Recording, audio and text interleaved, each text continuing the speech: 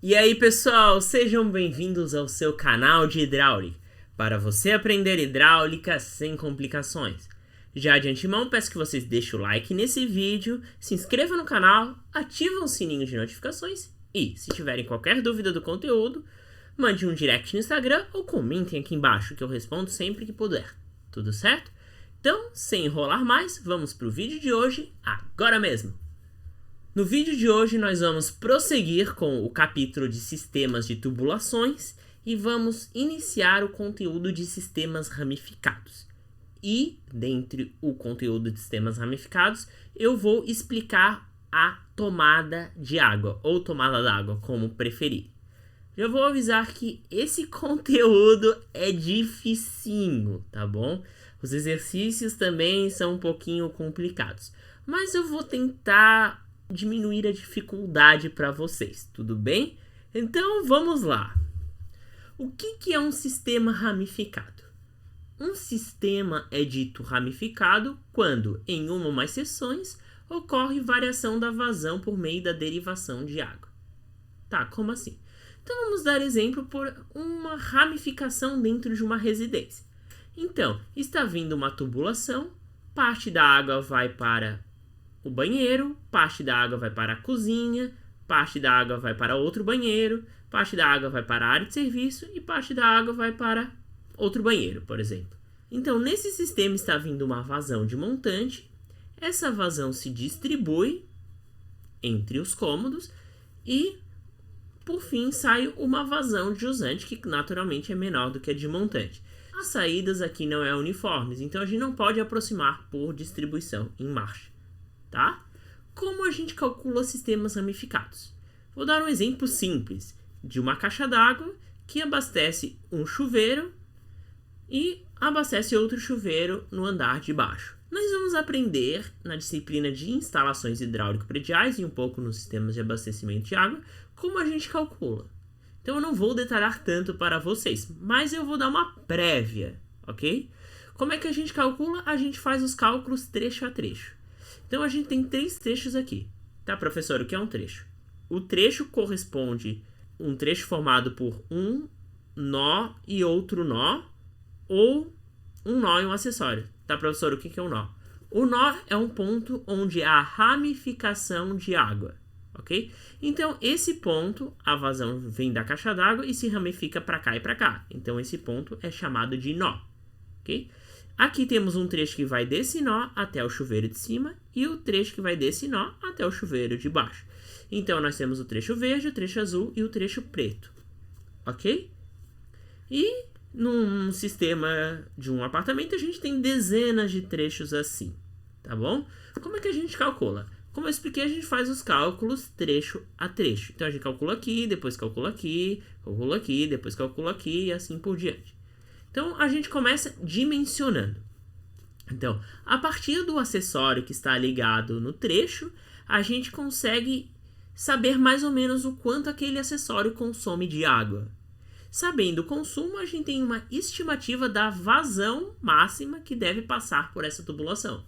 Com a vazão máxima, a gente consegue determinar o diâmetro necessário para suportar aquela vazão naquele trecho. Okay? Então a gente vai pegando todas as pontas, ou seja, todos os lugares, todos os trechos em que tem um acessório, vai calculando os diâmetros até chegar no nó.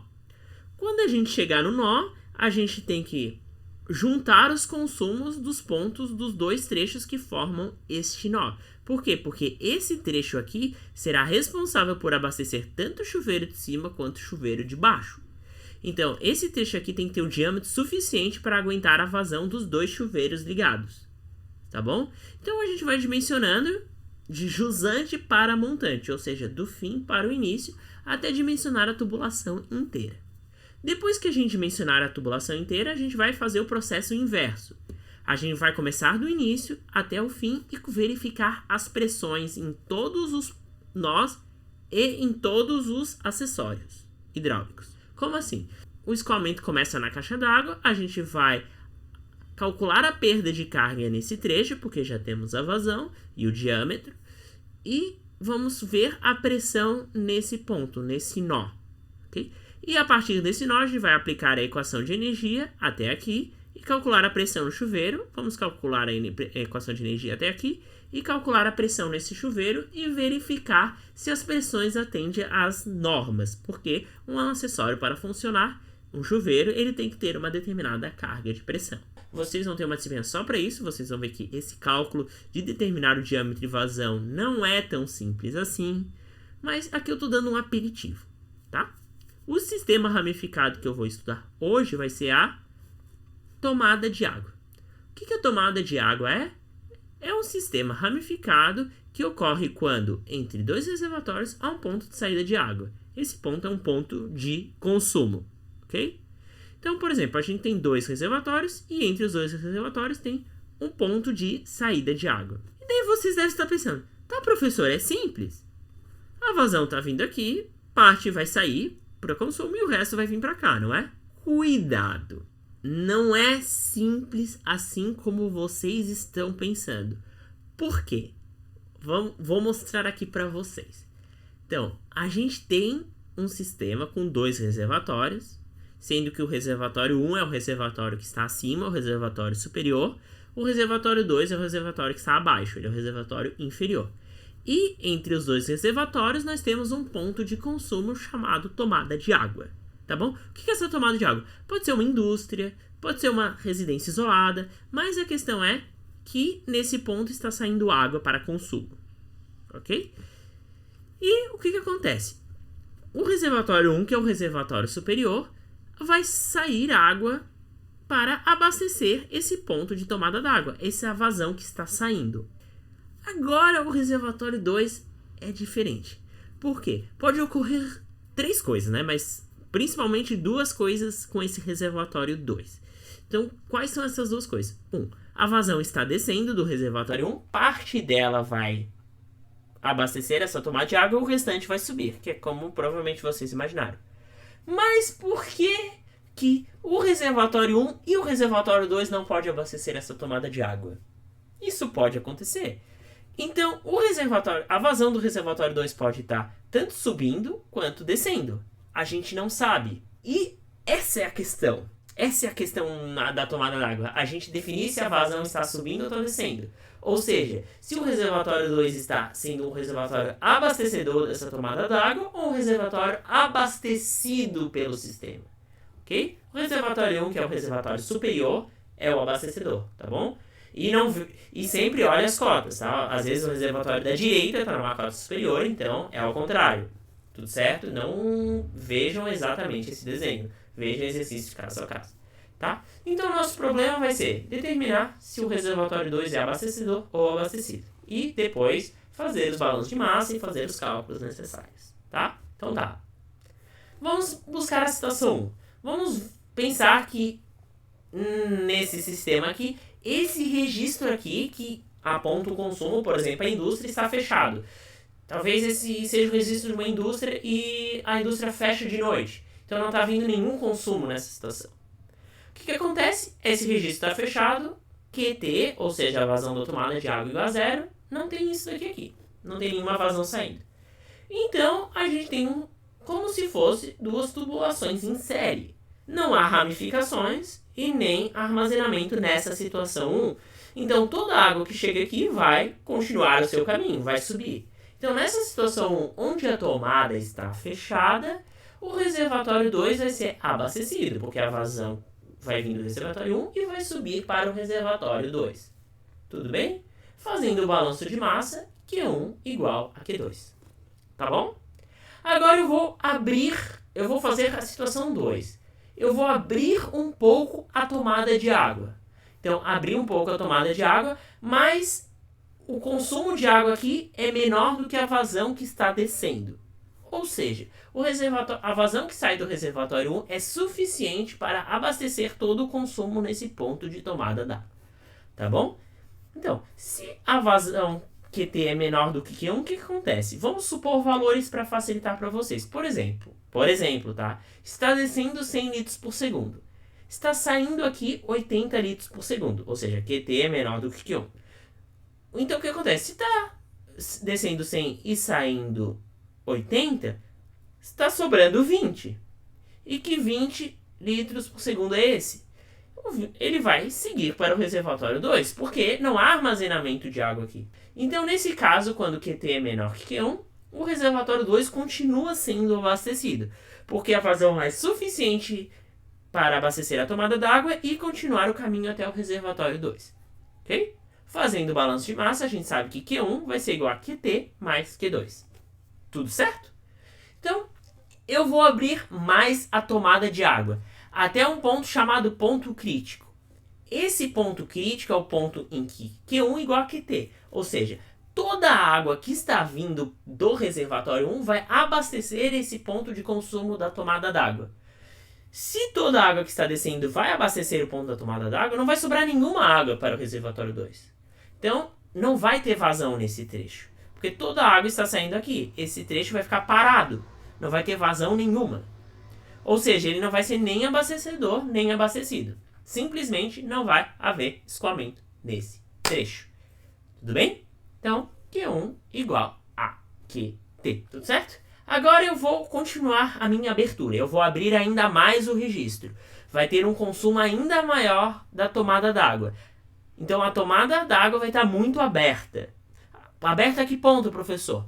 Aberta a ponto que a vazão da tomada d'água seja maior do que a vazão em 1. Ou seja, a água que está vindo aqui é insuficiente para abastecer a tomada d'água. Ou seja, vamos supor que está descendo 100 e está saindo 120.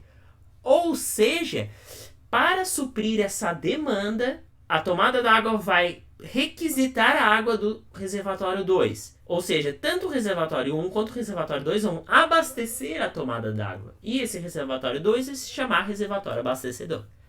Ok? Então, as duas vazões vão se juntar na vazão da tomada d'água. Tudo bem? E fazendo o balanço de massa, Q1 mais Q2 igual a QT. Porque essa vazão mais essa igual a vazão da tomada d'água. Eu exemplifiquei essas 4 situações através do gráfico. Esse gráfico representa a relação entre as vazões e a vazão da tomada d'água. O que acontece se eu for aumentando a vazão da tomada d'água? O que acontece com Q1 e Q2, tá bom? Então, se a vazão da tomada d'água está fechada, Q1 igual a Q2, ou seja, toda a água que está vindo do reservatório superior vai abastecer o reservatório inferior. Quanto mais eu abrir a tomada d'água, ele vai requisitar mais água do reservatório 1, só que o aumento de água que está descendo do reservatório 1 não é suficiente. Então, o que acontece? A água que vai abastecendo o reservatório 2 vai diminuindo, até que, a certo ponto, a vazão do reservatório 1 se iguale à vazão da tomada d'água, chamado ponto crítico. Nesse ponto crítico, não há escoamento no reservatório 2. Ok? Toda a água vai abastecer a tomada d'água. Se eu continuar aumentando a demanda, o que vai acontecer? O reservatório 1 passa a ser insuficiente e a vazão do reservatório 2 começa a aumentar. Por quê? Porque a tomada d'água está requisitando uma vazão do reservatório 2. E as duas vão crescendo para suprir a demanda. Tá bom? Então tá, vocês devem estar se perguntando, como eu vou resolver esses exercícios? Se dar a vazão é fácil, ok? Mas se não der a vazão, eu tenho que partir de um princípio básico. E o princípio básico é que a energia sempre cai no sentido do escoamento. Como assim? Então vamos supor um trecho de uma tubulação, tem tubulação para cá, tem tubulação para cá. Vamos supor esse trecho que tem o ponto 1 e o ponto 2, ok? Então, se por acaso o escoamento está indo de 2 para 1, ou seja, nesse caso está descendo, o que está acontecendo? Se eu aplicar a equação de energia, eu sei que H2 igual a H1 mais as perdas de carga entre 2 e 1. Ou seja, do ponto 2 até o ponto 1, houve uma perda de energia, porque a água está vindo para cá e está perdendo energia no processo, ok? Então, nesse caso, a gente sabe que a energia total em 2, a carga energética, é maior que a carga energética total em 1, por causa das perdas de carga. Então, olhando esse sistema, a gente constata essa situação. Tudo bem? Agora, se o escoamento estiver indo de 1 para 2, o que está acontecendo? Se o escoamento está indo de 1 para 2, está tendo perda de carga daqui para cá, então a energia em 1 vai ser maior que a energia em 2. Tudo bem? Então, agora vamos supor uma terceira situação. Se não está havendo escoamento entre 1 e 2, ou seja, se a água está parada, o que está acontecendo? Quer dizer que não há perda de carga. Porque a perda de carga depende de uma vazão, depende de um movimento. Então, se não há perda de carga, a energia aqui vai ser igual à energia aqui. Porque se a energia fosse diferente, estava havendo perda de carga entre um ponto e outro. Ok? Então já comecei a entender. No ponto crítico não está tendo escoamento. Então a energia entre os dois pontos que não há escoamento são iguais. Exatamente, é esse princípio que vocês vão ter que se basear, tá bom? O primeiro passo para resolver um exercício de tomada d'água em que não há vazão é achar o ponto crítico do sistema, ou seja, achar um ponto em que não há escoamento para o reservatório inferior e toda a água demandada do reservatório superior abastece esse ponto. Então vamos pegar esse sistema aqui, ok? Nosso mesmo sistema. O reservatório superior é abastecedor. No ponto crítico, a vazão é igual a zero, ou seja, Q1 igual a QT. Como não há escoamento aqui, a energia no ponto T é igual à energia no ponto 2. Então, HT igual a H2. Como o reservatório 2 é um reservatório, naturalmente, a energia em 2 é só Z2. Então, se a gente tem um nível de água em 2, a gente consegue achar a carga energética no ponto T na situação crítica. Tudo bem? Então, o que a gente vai fazer? Os procedimentos. A gente vai igualar HT a Z2 para saber qual é a energia da tomada d'água no ponto crítico. Tendo essa energia aqui, a gente consegue fazer o quê? A gente tem energia aqui e tem energia aqui. Então, a gente consegue descobrir as perdas de carga entre 1 e a tomada d'água. Com as perdas de carga e tendo as características da tubulação, a gente consegue descobrir Q1. No ponto crítico, Q1 igual a QT. Então, se a gente sabe Q1 no ponto crítico, a gente consegue descobrir a vazão da tomada d'água no ponto crítico. Então, descobrindo a vazão da tomada d'água no ponto crítico, a gente vai fazer as comparações. Se a vazão na tomada d'água for superior à vazão do ponto crítico, o reservatório 2 é abastecedor. Caso contrário, é abastecido. Tá bom? Tá, professor? Tá confuso, muita informação, preciso de mais detalhes. Tudo bem. Exemplo. 2 reservatórios estão ligados a partir de uma tubulação de 700 metros de comprimento, com diâmetro constante igual a 100 milímetros e fator de atrito de 0,020. Sabe-se que, em um determinado ponto da tubulação, há uma tomada d'água que abastece uma indústria a uma vazão constante de 20 litros por segundo. Com base nisso, determine a vazão e o sentido do escoamento em cada um dos trechos. Sabendo que o reservatório superior está numa cota de 100 metros e as características hidráulicas eu já resumi aqui para facilitar o cálculo para vocês. Claro, no exercício real, vocês vão ter que calcular o F, o L e o comprimento que nem foi dado aqui, porque deu o comprimento total, mas não o comprimento de um e outro. Mas aqui eu já dei para facilitar, porque não é o objetivo dessa aula vocês calcularem o X. Okay? E o reservatório inferior, o Z2 igual a 50 metros e o X2 é 400 mil, 1 metro na quarta. Então, a gente já tem as características físicas de cada uma das tubulações. Então, a gente tem um sistema aqui. Z1 é o reservatório superior, Z2 é o reservatório inferior, e aqui tem uma tomada d'água que demanda um consumo de 20 litros por segundo. Tá bom? Agora, vamos calcular. Com o primeiro passo, a gente tem que descobrir qual é a vazão da tomada d'água no ponto crítico, para saber se o reservatório 2 abastece ou não. Beleza? Então, a gente tem que descobrir se ele é abastecedor ou abastecido. Vamos, então, calcular o ponto crítico. Primeiro passo é, o que a gente sabe? No ponto crítico, não há escoamento entre a tomada d'água e o reservatório 2. Então, nesse ponto, a energia da tomada d'água é igual à energia do reservatório 2. Beleza? Segundo passo, no ponto crítico, toda a vazão em 1 vai abastecer a tomada d'água. Então, a vazão da tomada d'água no ponto crítico, não essa daqui, vai ser igual à vazão do trecho 1. Tudo bem? Ok. Vamos começar pela energia, que a gente já sabe que é mais fácil. Então, a energia da tomada d'água vai ser igual à energia em 2. 2 é um reservatório, então a única componente da carga energética que tem é Z, que é 50. Ok? Vou deixar esse valor salvo aqui. Tudo certo? Então, eu tenho a energia da tomada d'água no ponto crítico. Eu tenho a energia em 1.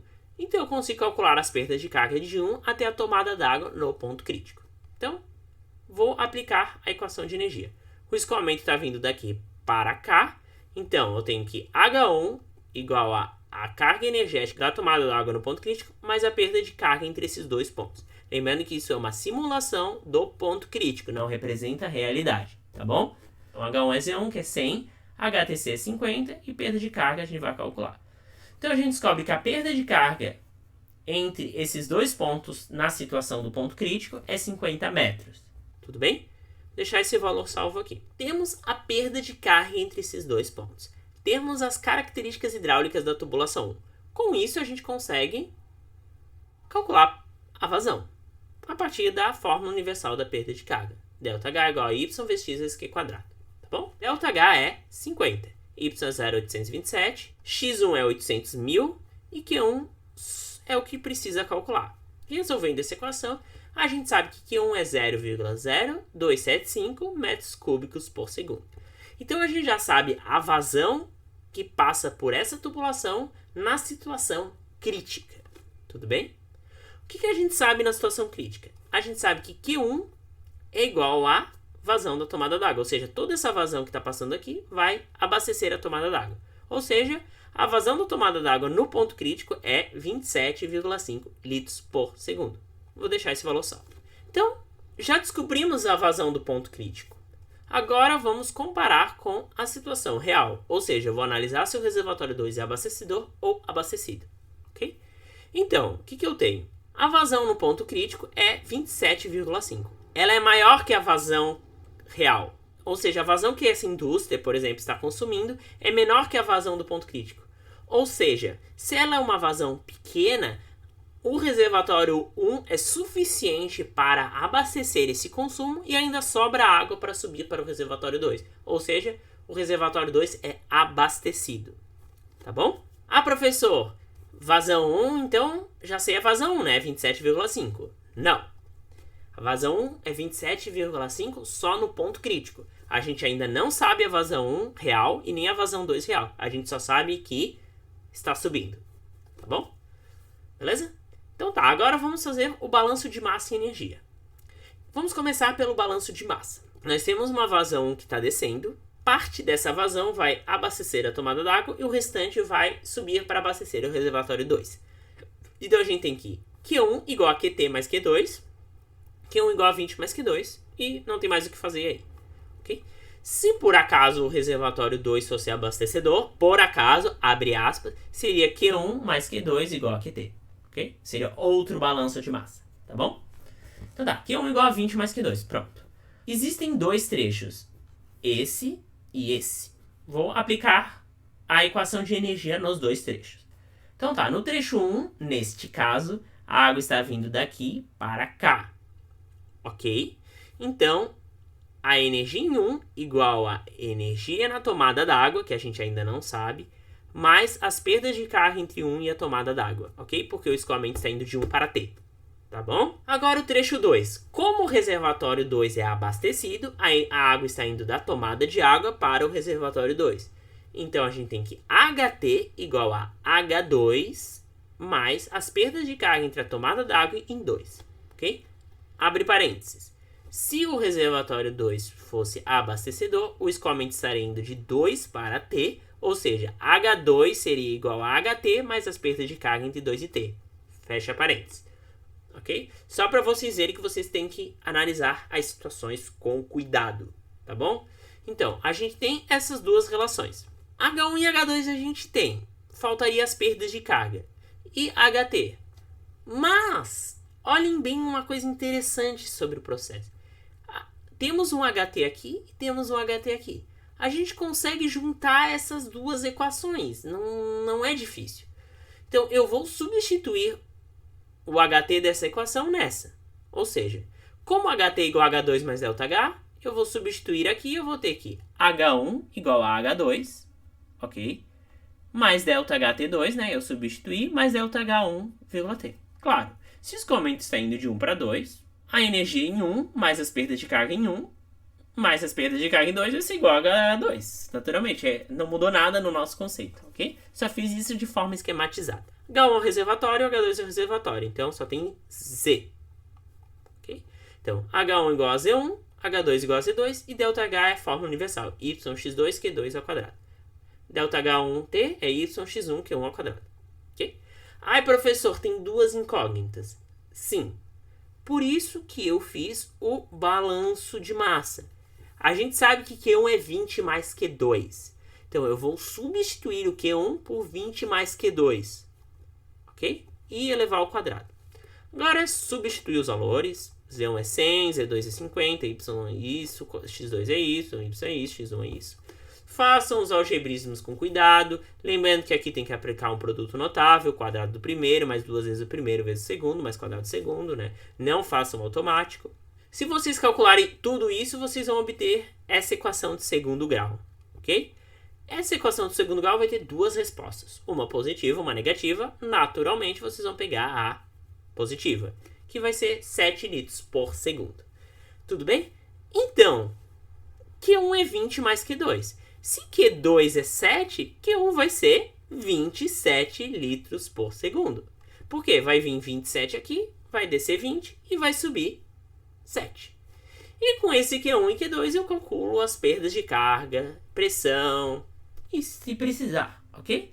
Beleza? Então tá, o exercício acabou. Na próxima aula eu vou continuar os sistemas ramificados, mas nós vamos trabalhar com um pouquinho mais complexo, que é o problema dos 3 reservatórios, tá bom? É um problema mais complexo, a gente não vai resolver o exercício todo, porque ele demanda um cálculo iterativo, mas eu vou dar os procedimentos necessários para a gente utilizar, certo? Então, se você gostou dessa aula, não se esquece de deixar o like, comente as dúvidas e até a próxima!